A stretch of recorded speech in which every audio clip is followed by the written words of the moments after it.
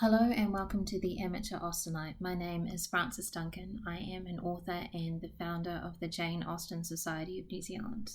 However, I am underqualified for my job as I am and have always been an enthusiastic amateur.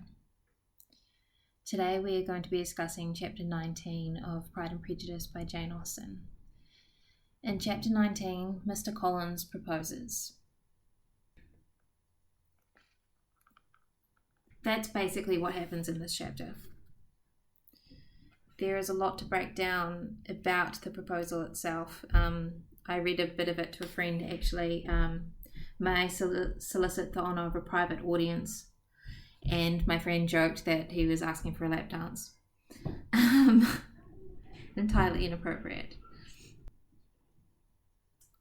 Mr. Collins asks Elizabeth to marry him in not a standard sort of way, or what he thinks may be a standard sort of way.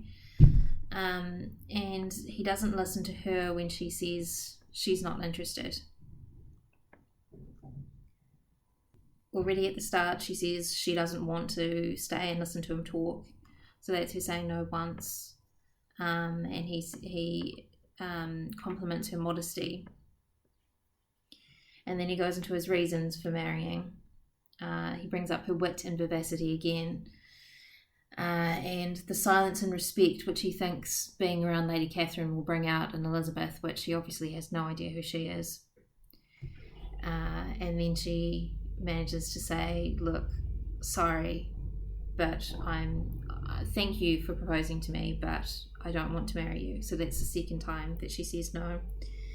And he's like, well, I know that it's usual for young ladies to say no the first or second time, even a third time. And then for the third time, she says, no, I actually don't want to marry you. And I don't think that Lady Catherine would like me either. And he tries to argue the point that he will talk her up to Lady Catherine. And she says, look, pay me the compliment of believing what I say. And he goes on to say, I know it to be the established custom of your sex to reject a man on the first application.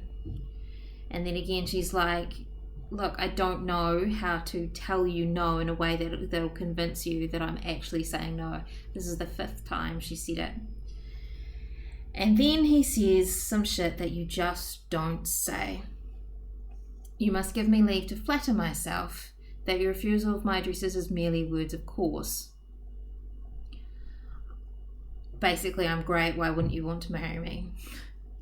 My situation in life, my house, my connections with the family of de Burgh, and you may be pretty, but who knows if you're ever going to get proposed to again.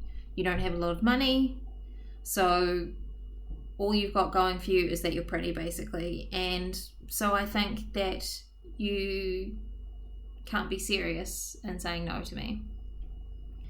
And then again she says, look, thank you, but I'm not interested. This is the sixth time. And he goes into, you are uniformly charming, and then goes, I'm going to talk to your parents about this and maybe they will help you see the light. So this is, what do we get up to? I think 6 times that she has rejected him and he has not listened to her. So this is a huge consent issue, or what you would refer to broadly as rape culture, not listening to women. And I really feel for Elizabeth because she is being very, very polite to him, despite the fact that he is refusing to listen to anything she says and not being polite to her in return. She says, do not consider me now as an elegant female intending to plague you, but as a rational creature speaking the truth from her heart. Now, the rational creature I find very interesting because in Persuasion, rational creature is used as well.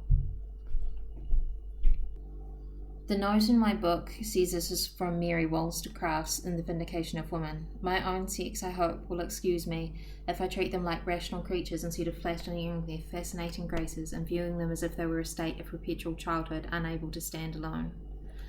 And the quote from Persuasion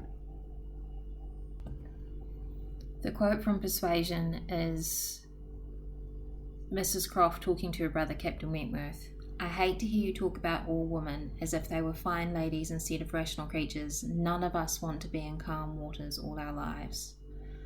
So it's interesting that rational creatures has come up again in Pride and Prejudice. A little bit of a heavy chapter. It's quite funny if you don't think about how frustrating it must be for Elizabeth and how much Mr. Collins isn't listening to her, and how offensive that is. But from a modern perspective, it's quite a troubling thing to read. And that is my summary of Chapter 19 of Pride and Prejudice by Jane Austen. You've been listening to The Amateur Austenite. My name is Frances Duncan. You can find me at francesduncanwrites.com and on Twitter at Frances_Duncan. Thank you for listening, and I wish you happy reading.